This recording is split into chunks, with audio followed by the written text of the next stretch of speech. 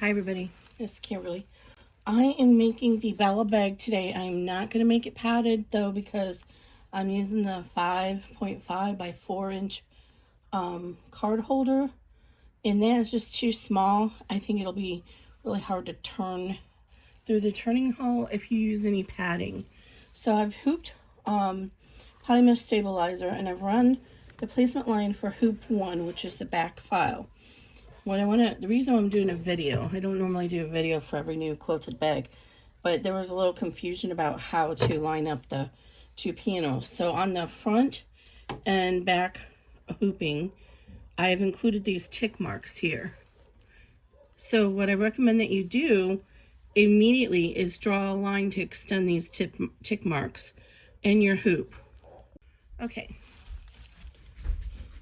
So when we get done with this whole hooping, we're not going to trim our stabilizer, and you can see those marks through the back. So I'll show you what to do then. So right now, I have mine positioned in the Jeff format. So everything that's the top of my bag is going to be here on the left.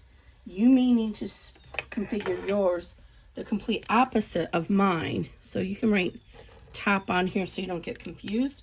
But if you look at your, the color 5 is the top. So if you look at your placements, color 5 will be the top. So at the end, you can wait and mark it top at the end after you run color 5, so you know where the top is. And it's because my Janome 500, the hoop attachment is on the right-hand side. Most of the machines, the hoop attachment's on the left-hand side. So, but I save all the files with the guess of what format you need. So if it's a Pez file, I save the file so the zipper will be on the right hand side since your hoop attachment's on the left hand side. It's just one of the things that I do. And I did cut my stuff really close, so I'm hoping I have enough room. But you can center it with those tick marks as well, so you can kind of fold your material in half. I'm using vinyl, so I'm not going to crease it, but then I'm going to mark this halfway mark here, and then I'll go up and I can eyeball it the other way and make sure it's even. If you are not comfortable doing that, you can get a ruler out and use a ruler to measure the distance to make sure it's even. But generally speaking, I make the cutting instructions enough that there's room. You don't have to be that fastidious about placing it. So what I'm doing is I'm taping this down because we don't want this to get stuck. If you were doing the hooping, or if you were doing the padding, you would lay your padding down here, overlapping everything. We're in step 2 and then trim it. But since I'm not doing the padding, I'm just going to skip step 2, and then we're going to go ahead and tack down all around. I normally, if you have followed my patterns a lot, I normally don't do all those miscellaneous bastings of the exterior and the lining, because there's a reason why I don't do that. Because especially if you're working with vinyl, the more stitches that you go into, the more likely you're going to perforate the vinyl, and I don't want you to perforate your vinyl. Secondly, it's a waste of thread. You don't need all that. So, but the reason why, let me try and make this camera up a little higher for you.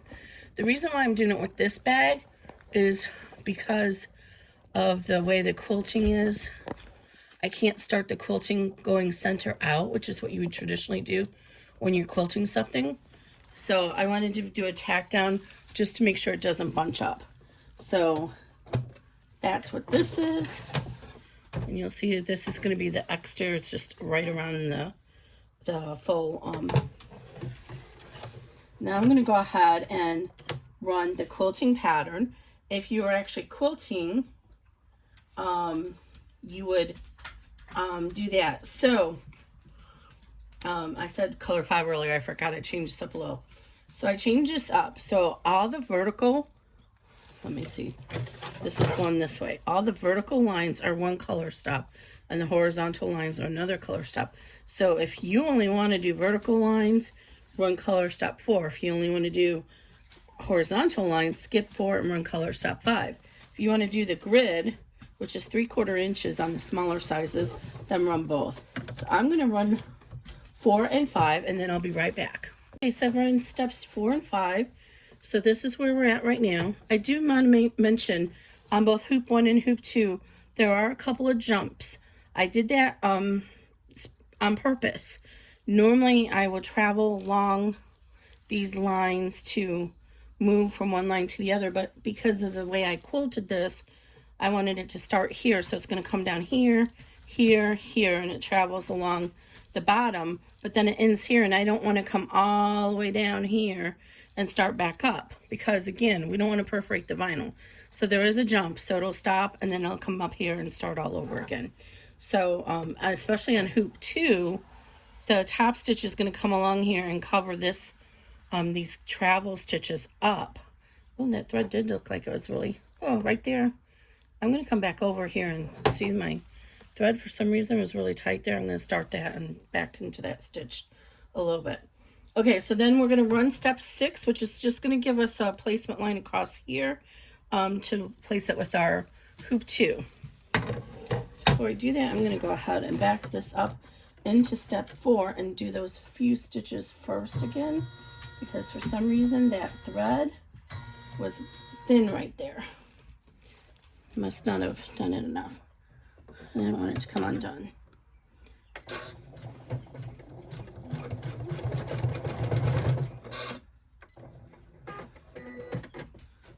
All right. From that, and I think on the back of it I'll put a little bit of glue gone, or what do you call that stuff? Thread? The stuff that stops the thread from raveling. Anyway, okay, so now let's run step 6. It's kind of funny.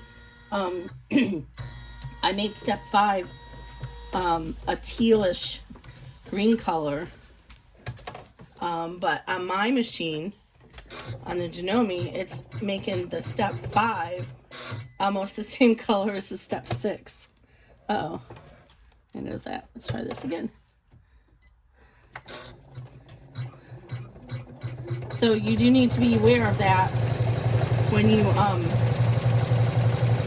doing your counting your steps. Make sure whatever shows on your machine matches what I tell you in the PDF. Now this line is really close to the top of the line, but it is a smidge off, like about a 1/16 of an inch off. So this is the line that we're going to use for the registration. All right, so this hooping is all done now. So I'm going to take it apart. So if you hadn't already, go ahead and mark the top of your project based on that line. And it'll look like a double line on here for you, especially on the smaller one. Okay, and then we can go ahead and unhoop it. And if you want to trim this off now, you can, but what you want to do is go to the back, get your little marking device. Where'd my pen go? So you want to go to the back of your vinyl or cotton, whatever it is you're using, and transfer that line, because you need that to line this up with the next hoop. So since I extended, I can see it easily, and now I can go ahead and trim this off. So then on the back you could write top like that, and then you can trim off the extra stabilizer now instead of doing it at the end. So I'll do that off camera. Okay, so let me get the next hooping ready, and then I'll be right back.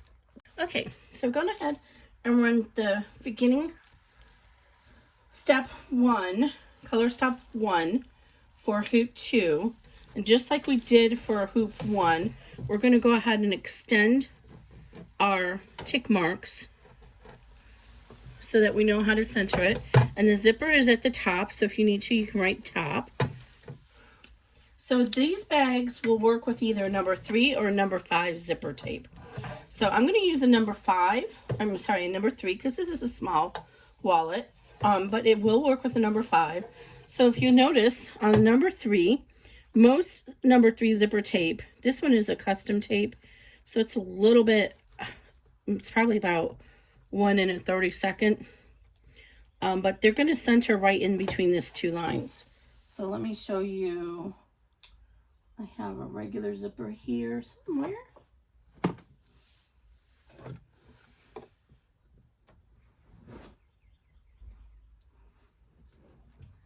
Just one moment. Okay, sorry about that.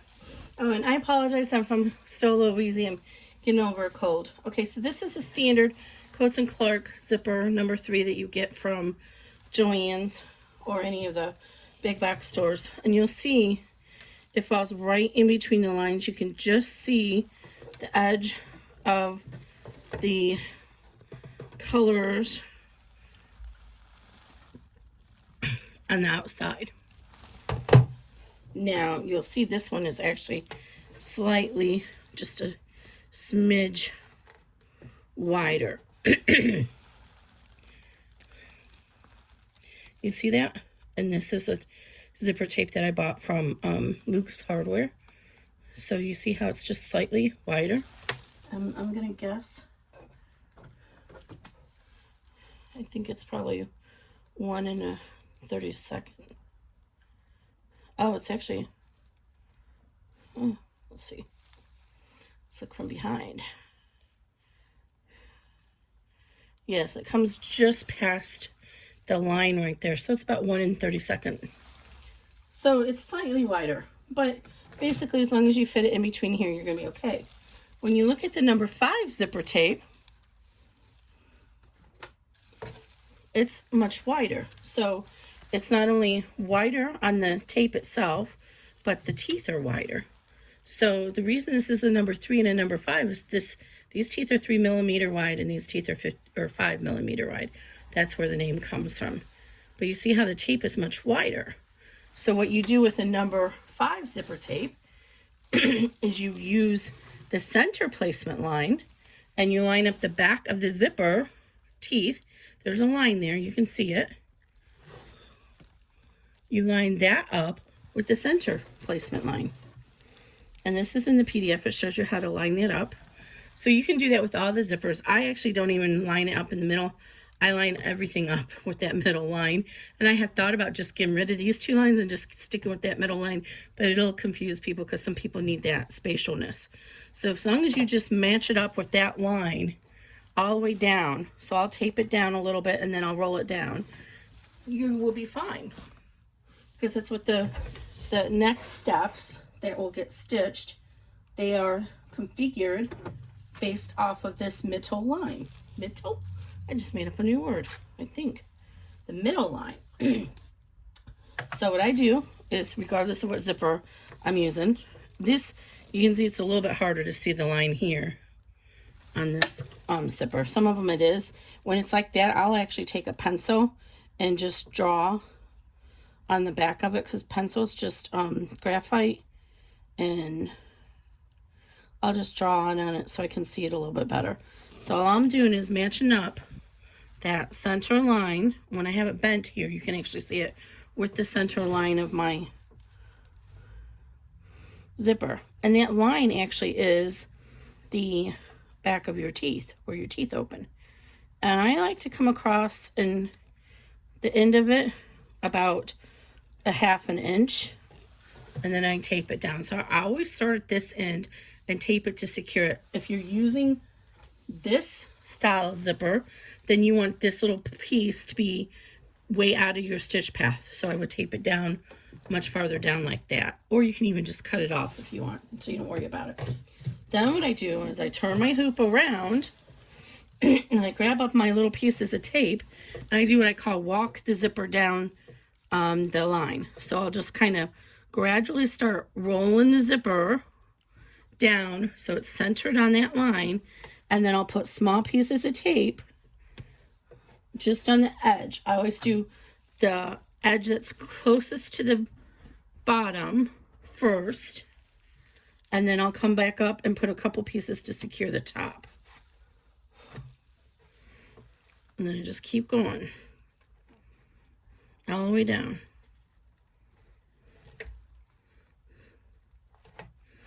Okay, and then once I get this side done, then I put a couple pieces of tape on this side just to hold it.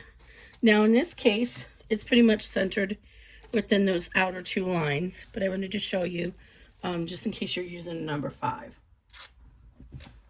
Okay, and then I always like to tape this zipper pull down so it doesn't move around. So there's where we're at now. So now we're going to run step 2, which is just a tack down.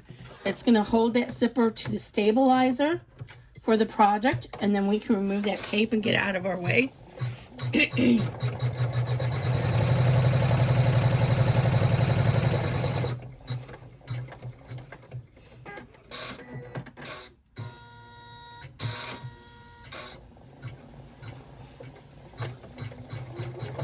And you see it doesn't matter which size zipper you're using because the tack down falls within those 3 original lines. Okay, and I'm going to remove this before we run our registration mark, just so I can remove this extra tape off here. And then we're going to run step 3, which is our registration mark.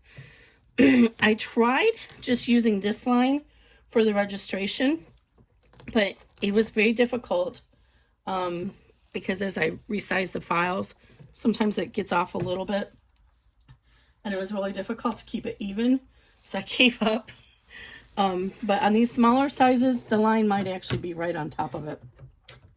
Okay, so we're going to run step 3.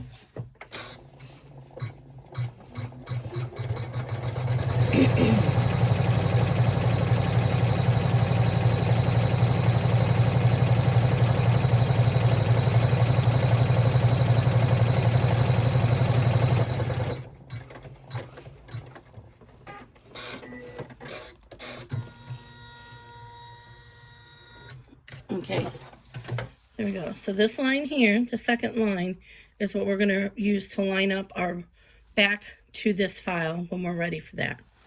So now we're ready to turn this over and add our lining. We're going to add one of our lining panels, and I apologize, I decided to do the video at the last minute, so my lining is not ironed. So we're going to lay one of them. So this is what your lining is going to be like. This is our bag. So get your lining, if it's positional or directional, in the position it needs to be, and then you just flip it up. So we want the lining to be lined up with the bottom of the zipper. On the number 3 size, it's also ends up being the same as the placement line. But on the number 5, go ahead and mark it up with the number. The bottom of the zipper is fine because it's kind of hard to see that zipper placement line if you're using a darker material. Now this lining is going to stay here for a few steps. So this is small, so it doesn't really matter too much. But if you're using a bigger bag, I recommend you tape it or roll it up and pin it to the stabilizer so it doesn't come loose while we're working on the rest of it.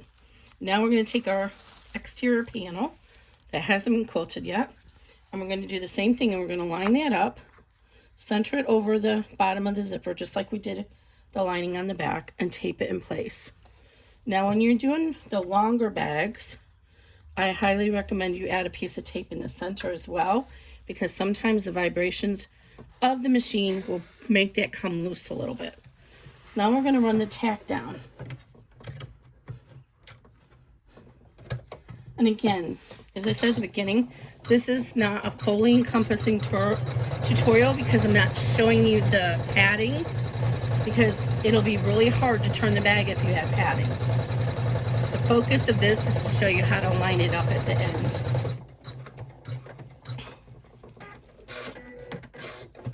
I will point out one thing though that's in the PDF. Okay, we can remove this tape. So if you're using padding, I'm using vinyl, and the vinyl is really thick. I mean, this is a thinner vinyl, but it's still thicker. So you can even see when you fold it over, see that ridge? If we put our batting all the way up here to this line, and then fold it over, it's going to be really thick here. And when it goes to do the top stitch, it's going to make a ridge, and we don't want that. On cotton, it will be fine, but because cotton's so much thinner. So on cotton, you can go ahead and line up with that placement line or the tack down line. But if you're using vinyl, then line up the bottom of your foam or padding or wadding, whatever you want to call it, with the actual vinyl, where that vinyl seam allowance ends. You're going to lay in it here. Then we're going to run step 5, which will tack it down, and then you'll trim around. But we're not going to do that today. Okay, so now we're in the same boat. We're going to skip 5, which is the stabilizer, or what do you call it? The batting. I'm just going to call it batting for now. I know in other countries you call it wadding, but in the US we call it batting. And actually with the foam, I actually really prefer to use, with vinyl, I prefer to use foam. I get headliner foam from our big box store. It's the stuff that they use in cars, and it works really great with the vinyl. It gives a really good dimension. So I'm going to go ahead and run this real quick just to show you. This is going to be just like we did on the back. We're going to tack down our exterior, our exterior, because we don't want it to pucker up in the middle when we're doing our quilting.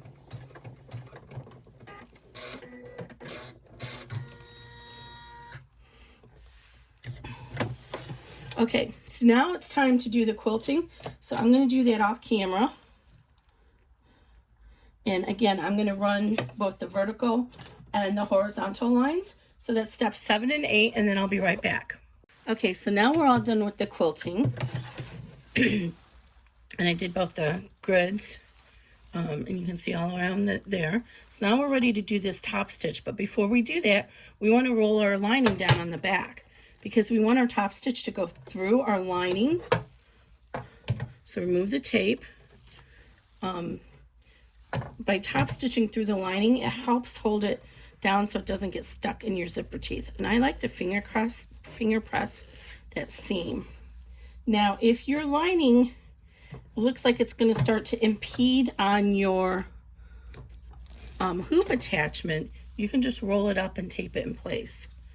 So I'm going to go ahead and run this, and it's going to do us a nice little bean across the top that's going to cover up all those travel stitches that we did.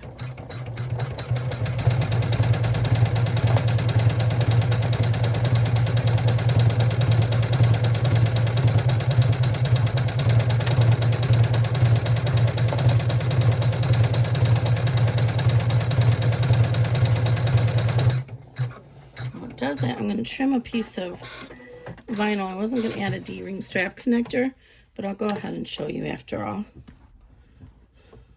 So I don't normally recommend a D-ring strap connector for this small bag.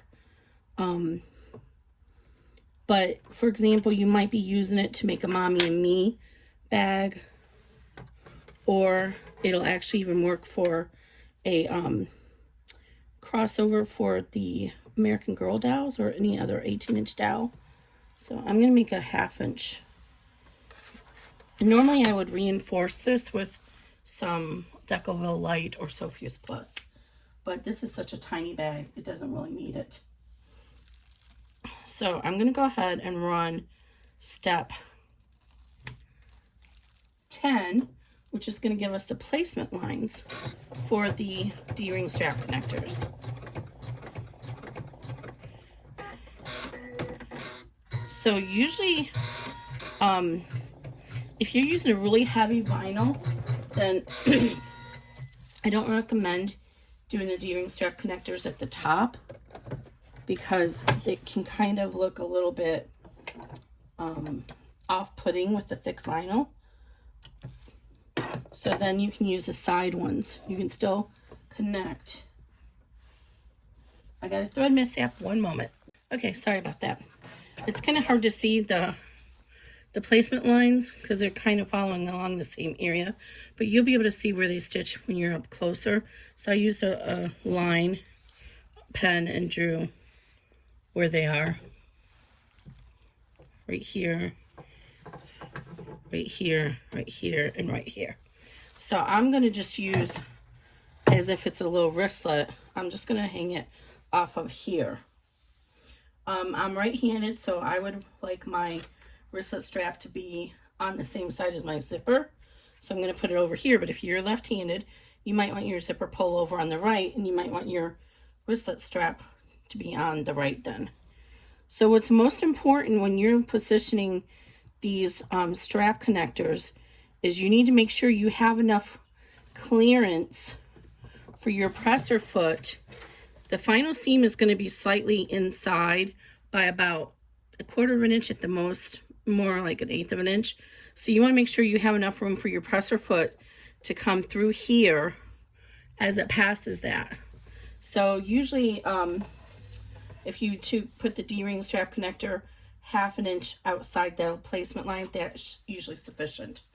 And it gives you, you don't want to trim this off at the end because you want a little bit of leverage in there for the weight of the bag. I'm going to fast forward to this strap connector on step 11 because there's no sense in stitching all that thread when we're not using the others. And then I'm going to go ahead and do that.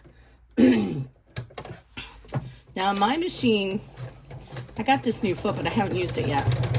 It likes to pull the thread. So watch what I do. As soon as I hear the thread thing engage, I lift up in the back. See how my presser foot goes up higher? And I lift it up so that it doesn't mistakenly get hit on that attachment.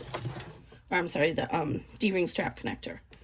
Okay, so now we're ready to get our lining or our exterior panel out. And our lining, as a matter of fact. So first I'm going to switch over to the back and put our lining down. We can actually use this tape again because we basted this down, so we don't need this extra tape. Okay, so get your second lining panel, just like you did this one. If it's positional, make sure, if it's directional, make sure it's going this way, and then just flip it over. So this time we want the top to be in line with this top zipper.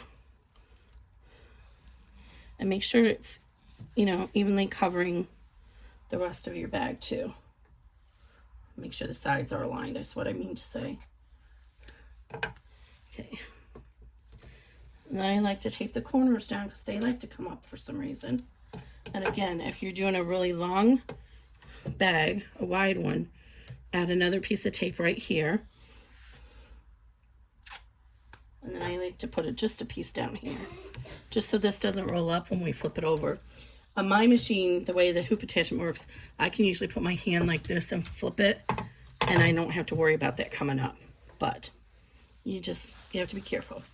Okay, so now we're ready to line up our panel. So we have our extra line up here. We can see that right there. And we marked the middle, the top. So first thing I'm going to do is remember, we don't do anything with your zipper yet. I'm going to turn this around and face me. Can I turn this down a little bit so you can see better? Somebody remind me to zoom back out. Okay. So I have my top marked. Here's my mid mark. So I want to line up that middle mark with this middle mark, right? So I'm eyeballing it right now. Then I'm going to take my position 5, which is just inside that one, and then the line that's on the outside. So this is our position, our registration mark here. It's not this one, it's this one. So I want this inner line with that outer line, and it's going to lay right on top of it, and your little hash mark is going to be right on top of it. And in fact, this line should actually be right on top of it too if everything's stitched properly. So what I'm going to do is I'm going to lay down so that I can position those two lines right on top of each other. This one's a little bit off. There it goes. And then my middle is positioned correctly. Just like that.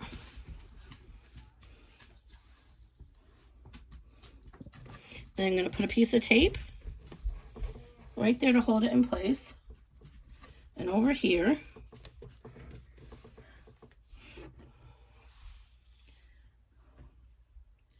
And then another top. And then I'm going to go ahead and double check the bottom. If I did everything correctly, my bottom should match as well. So if we fold this back, and now all the sizes might not be this perfect. It was really hard to get them very great. Some of them might be just one slight little thread off or another, but you can see in this case they all meet. So it's not imperative that they do, it's just not a nicety. So now I can go ahead and tape this down. We are going to lift it back up in a minute, but we're going to just tape it down just so it doesn't move around while we tape this. Okay, and if you got really lucky, the ones on the side should meet too. Mine are off just a smidge, so I'm going to lift this up. So see, mine are off just a smidge, so I'm just going to pull it just a little bit and match it up. There we go. Make sure that down here it matches as well. Perfect. All right. So now we're going to run step 12, which is going to hold our exterior to our lining.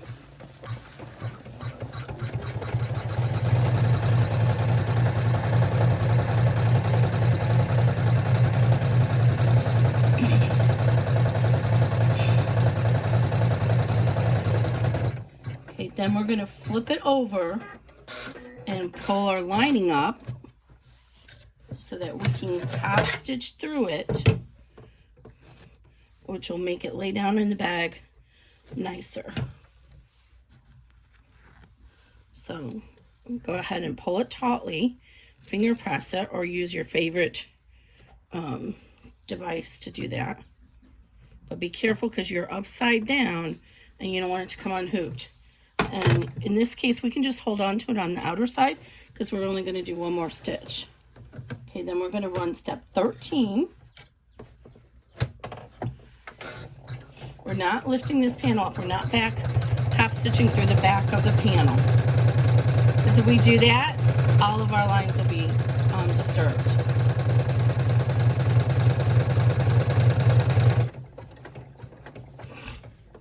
All right. Now it's time to move our zipper. So we can go ahead and remove this tape down here for a moment. And you see I have my D-ring taped down because I don't want it to come loose while we're stitching and get flipped up, and it can easily. This is a little hard because the Luxe hardware, her poles come with the little plastic on it. So our final seam is going to be about 1/8 of an inch inside here. So you make sure your pole is where it's not going to get into that positioning of the final seam either. So tape that down. And then go ahead and just fold this back down and tape it again.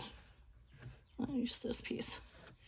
And if you want, you can kind of just do a little once over and make sure it didn't come loose. Just double check that it looks like it's still lined up. Okay, now here's the other part that confuses people.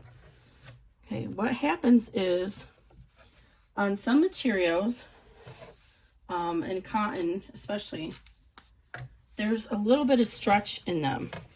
And so depending on your presser foot, what can happen is when it's coming around, if we were to do this stitch from here and go all the way around to here, you get a little bit of volume in this, and the presser foot can push up, and end up getting a little bulge up here. It doesn't happen all the time, but it can happen. So what we're going to do is we're going to stitch from top left down and over to the center. Then we're going to get a couple little travel stitches that are going to stitch over here, and then come the presser foot up here and start at the upper right and go down to the center. The reason we do that is if we stop right here, our presser foot's going to go here next. It's going to go pshoop, and you have a D-ring connector and a zipper pull in here, and your presser foot could get stuck. It's hard to see that on this thin small bag, but imagine you have all that padding in here. You have the D-ring connector over here. You have your zipper pull. So by forcing the machine to come over here and take these stitches, it allows us to come up here and start, and then it not only will smooth this out and come back down. One moment. Okay, sorry about that. So the point is, if we're going to have any extra volume in the bag that could end up giving us a pleat, we don't want it all the way up here at the top of our zipper. That's going to look really bad. We'd rather play by error and risk it being down here in the bottom where it'll get hidden in the seam allowance. So that's why I do it this way. I had a couple of new testers to my bags, and they were very confused by these extra steps or these extra stitches. So I'm going to zoom you guys in so you can watch the presser foot, and you'll see what I mean by how this works. Let me see if I can zoom you in enough.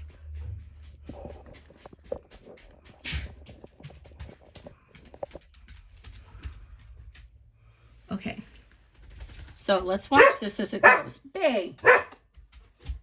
Somebody wants some attention.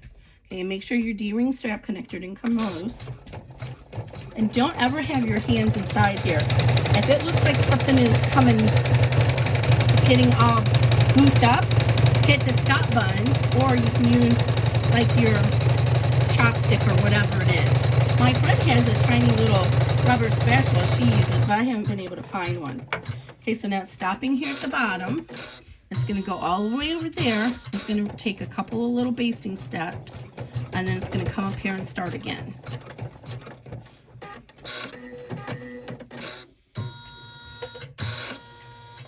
Now my machine does all that weird traveling, so on this smaller bag, it looks like it was going to get a little bit of an issue there. But it's not, it's fine.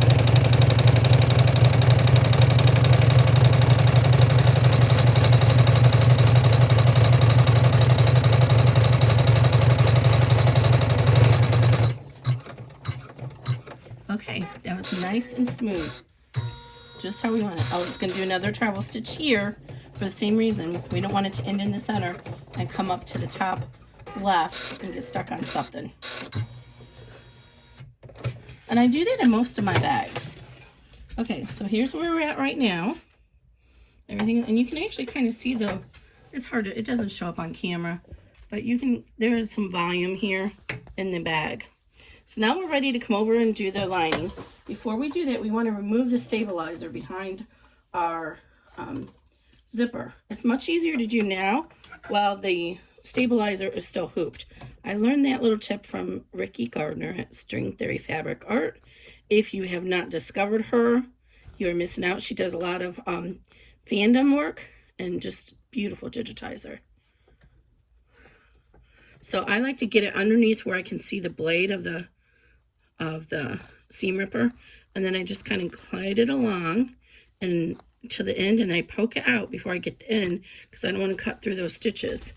The second half is a little bit harder to do because there's no tension. You've lost tension. So I hold it with my fingers, and if you have some of those longer tweezers, that would be good. I just hold it with my finger and then glide it along same way. Now one of my testers, she removes the stabilizer after the zipper tackdown. I don't know how, her machine must be better than mine. I tried it one time and it made everything get off wonky. But her machine, she doesn't. So that's an option for you. You could have done it then too. But I don't seem to have much issue getting the poly mesh. It slides right out. And if you're using tearaway, of course, it comes out. But you got to remove this, else you won't be able to open your bag. And then I just like to do the long sides, and I get my applique scissors to do the ends because I have accidentally snipped this before. So then I just run it under here, and then I can cut that off and not risk cutting my lining. Okay. So here's where we're at now. And you can see this will be a nice little holder for our little cards and some cash and money. All right, now I'm going to remove the tape, and we're going to fold this down as tautly as we can. So I like to actually pull the center first and tape that down, and then do the corners. That way I can get it really nice and taut.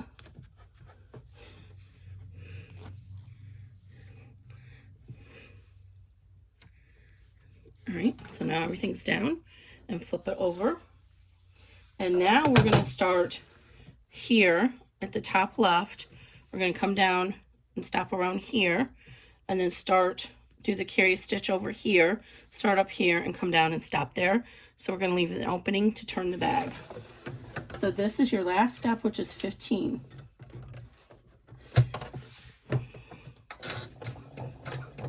Make sure you read the PDF because I'm using a 9014 needle already, but if you are using a 7511, you definitely want to move to a 9014 when you start doing the D-ring strap connectors if you're doing vinyl, because you will break your needle if not.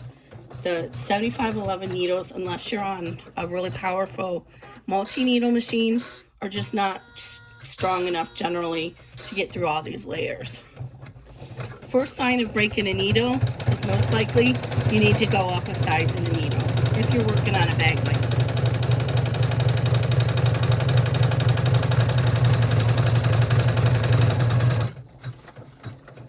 I got this new foot, but I haven't actually put it on yet, and it's a convertible, it goes up and down so you can adjust it, and I'm anxious to try that out, but I just haven't got to it yet.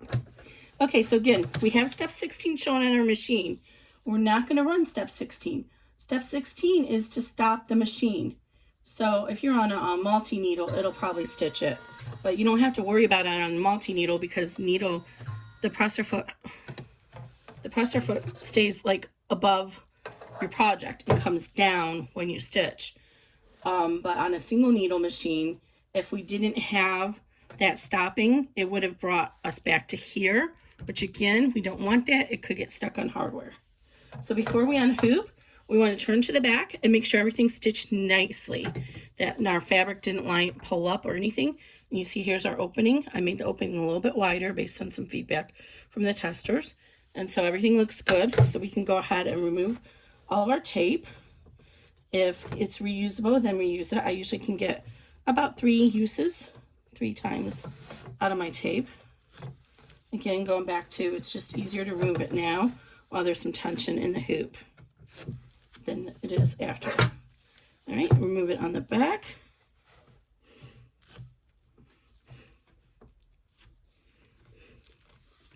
All right, and then we can unhoop. I like to save my scraps of stabilizer to use to back up and support satin stitching. So what I actually do is I get my scissors, I pull the vinyl back, and I just kind of trim across. It's probably harder to show on this smaller bag. But I get my scissors in there so they're not on the fabric. And I hold the vinyl back, and then I just kind of cut across. And then I have a whole pile of these sitting over here. So when I do a project that has satin stitching in it, I can float these underneath and it'll just give some extra support to the satin stitching.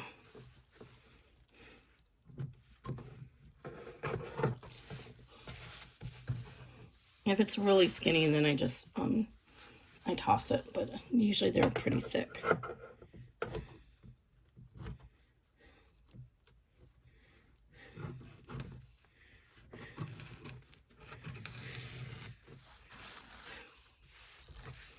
I'm trying real hard to make sure I stay in view.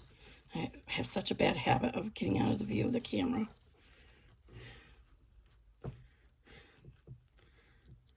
And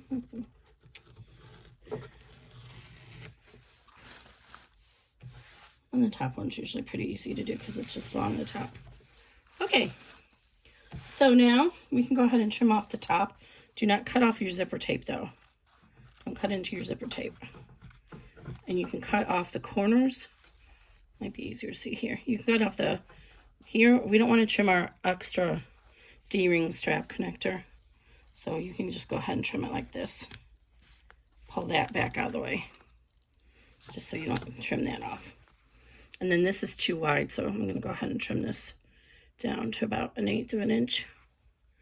Again, I'm just making sure my scissors don't cut off that D-ring strap connector. And again, it doesn't really matter on this size bag, but it's just force of habit for me. Okay, so you can cut off the corner here on both sides, and then it'll just help make it easier to turn later. So leave about 1/4 inch to 1/8 of an inch all the way around, except at the bottom. Okay, so there's the tops. So now at the bottom, I like to do the bottom from the back. So what I want to do is I'm going to cut it, and then I'm going to pivot to a 45-degree angle, and then leave this another 1/2 an inch, and then pivot, because having this extra material will help when you go to turn the bag. And go ahead and cut off your corners. I actually like to grade the corners, so I cut across and then I cut into it a little bit like this, and it makes a nicer finish. So let me show you over here. What I usually do, I don't cut straight across on the bottom. I usually go like this, and then like this.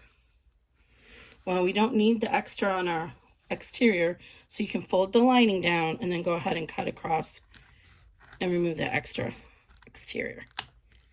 Right? And my trash can fell over. Okay.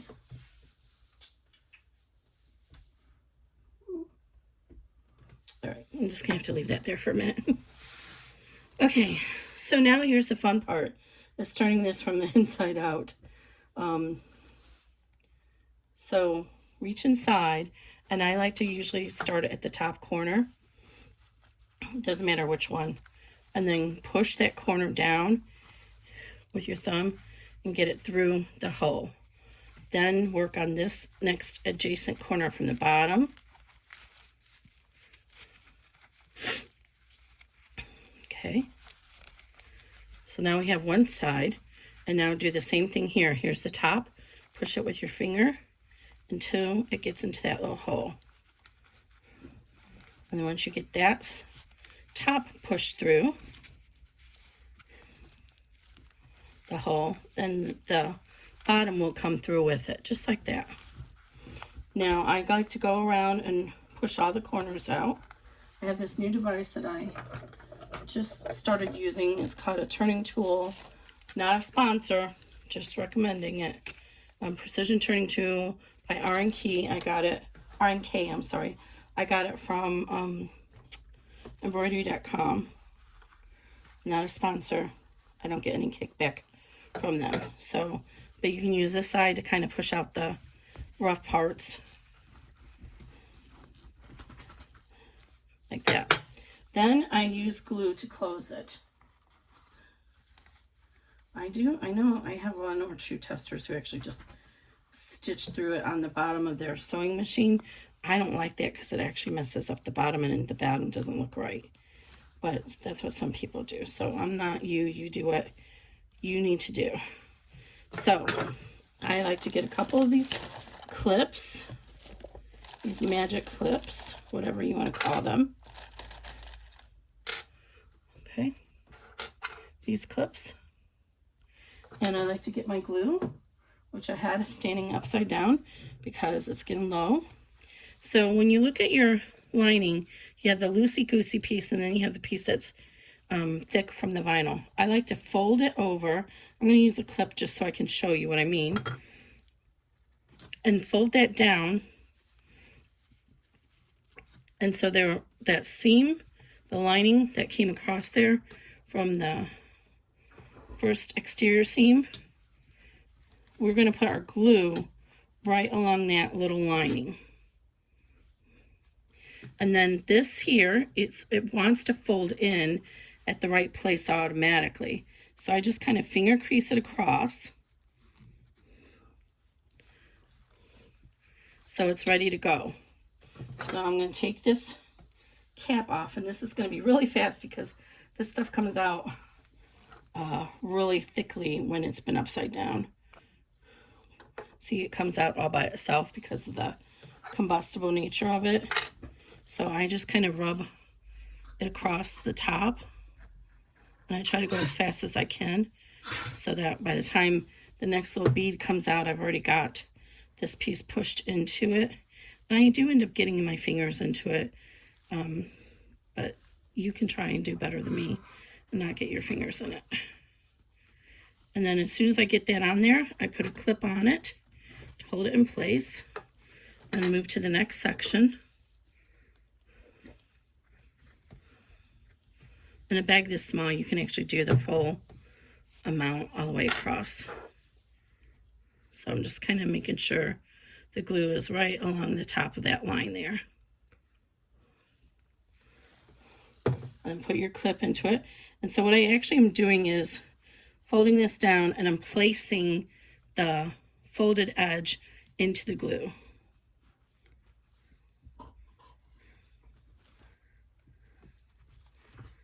I'm trying to cover up that line. And then here's the last section. Oh, I got it all over my hand this time. Try not to get it all over your hand like I did.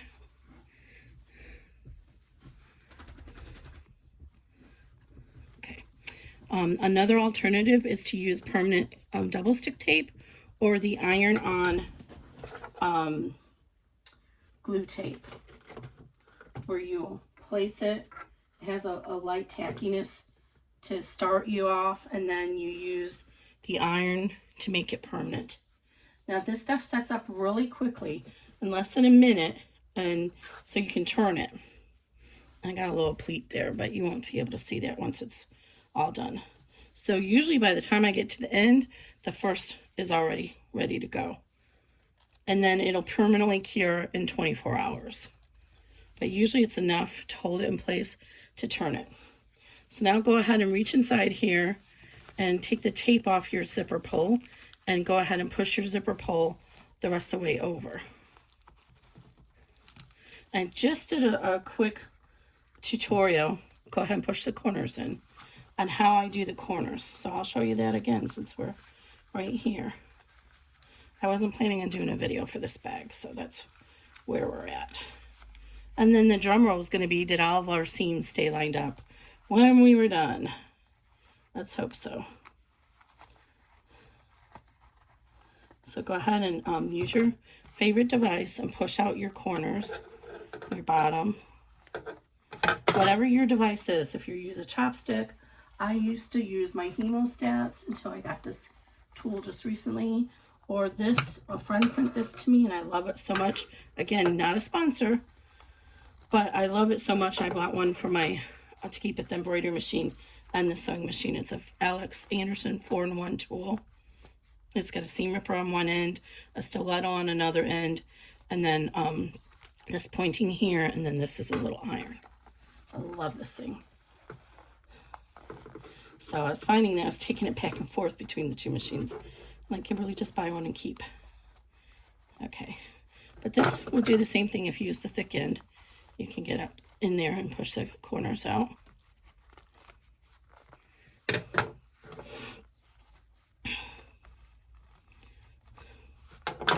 One thing with the corner bags is usually it's hard to get a nice perfect corner.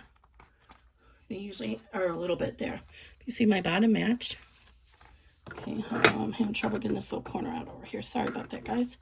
But you just work with it. Now, this vinyl is usually pretty compliant, but if your vinyl is not wanting to budge, you can throw it in the dryer for a few minutes or use a blow dryer on it. Okay, got that one out.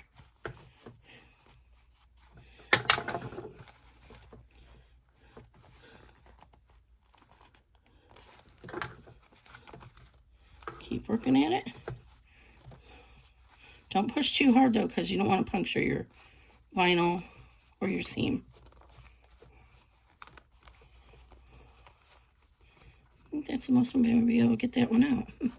I don't think I trimmed it enough. I did, but okay, look, my side seam matches up too. Woo, I'm a happy girl. Okay, let me take this tape off. The tape is 3M transport tape. I forgot to mention that. But okay, so now we're ready to pay attention to the top. You see we have a lot of bulk here and a lot of bulk here. So over here, what I like to do is I push in here. I put my thumb on top of the zipper pull, put my device underneath, and then I just push it up. So with my thumb on the top, which is what helps the zipper not tear, because I'm holding it with my thumb on the top, and just push that seam out. And the nature of these bags, this is as far as out as it comes. This, I don't know if you want to call it a pleat, just the nature of the way the bags are sewn in the hoop. Okay, now this is the tricky part that people have trouble, because there's all this bulk that comes together, but I do the same exact thing. I push down that bulk, down and back into the zipper tape seam, and I pull the zipper tape up at the same time. So this actually worked really well yesterday when I did my demo. So push down, and you don't have to do it all at once. You can do a few tries and get it in there. And what you're wanting to do is actually push that bulk of that seam into the zipper, the seam allowance. I didn't quite get it yet. Try again. This one's so little it might be hard to do. Okay, I think that might be good enough. And then you can tell when you pull over your zipper pull. So pull your zipper pull over. Did I get mine stuck in my fabric again? There we go. Oh, that's pretty, it's a little bit off. I'll play with it a little bit more off camera. But you just play with that and work it. And then I like to prime my zipper by going back and forth a few times. And that will help train it to stay in place.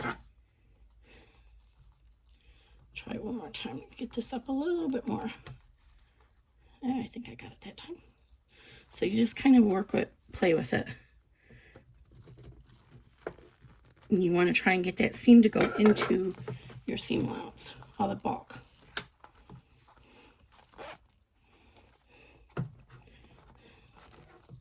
There we go. This one's not all the way out, but I'll play with that in a minute. So this is Bella. And you see how this looks awkward over here because it's not pushed out all the way.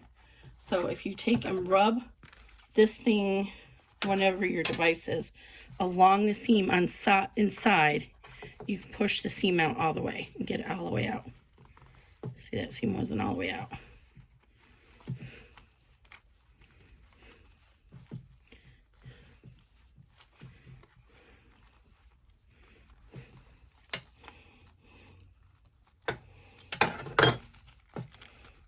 There we go.